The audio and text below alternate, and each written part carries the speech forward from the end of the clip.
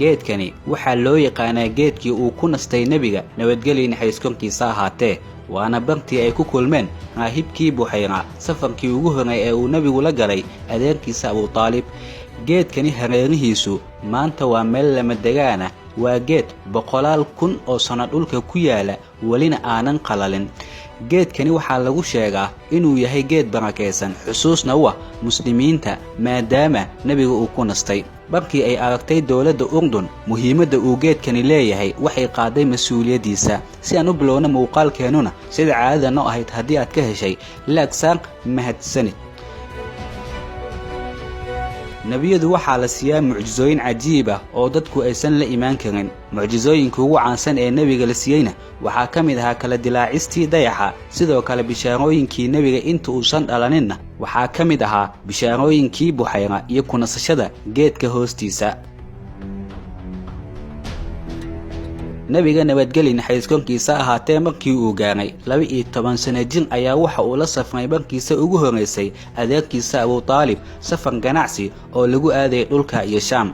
markii ay marayeen magaalada Busra oo ka tirsan Shaam waxaa ku noolaa nin raahib oo caalim ku ahaa diimihii hore oo loo yaqaan Buxayra. raahibkii ayaa u soo degay oo soo dhaweeyay safarleydani oo nebiga iyo adeerkiisuba ay ku jireen. waxaa kale oo uu sameeyay martisoor.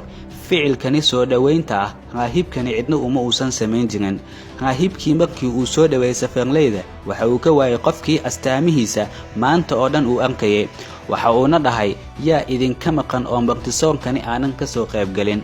waxay ku dhaheen William oo aan ku soo dhaafanay alaabteena waxuuna fadhiyaa geedkani hoostiisa. raahibkii waxa uu ka dalbaday in wiilkaasina uu ka soo qaybgalo martiqaadkani. durba markii uu raahibkii arkay nebiga waa uu aqoonsaday. waxa uuna ku arkay astaamihii uu ka filanayay.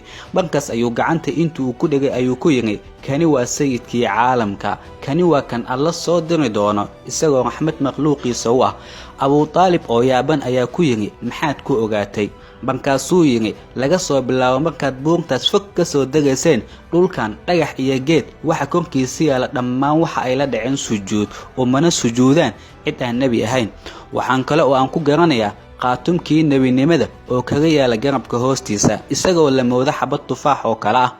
calaamadihiisuna kutubteena ayaan ku haynaa. waxaa kale Abu Taalib ku cusubay inuu ku celiyo wiilkan yar magaaladiisa oo uusan Shaam la gelin cabsi uu uga qabo Yahuudda inay dilaan. markaas ayuu Abu Taalib ku daray wiilashiisa qaarkood si ay dib ugu soo celiyaan nebiga nabadgelyo naxariis korkiisa ahaatee.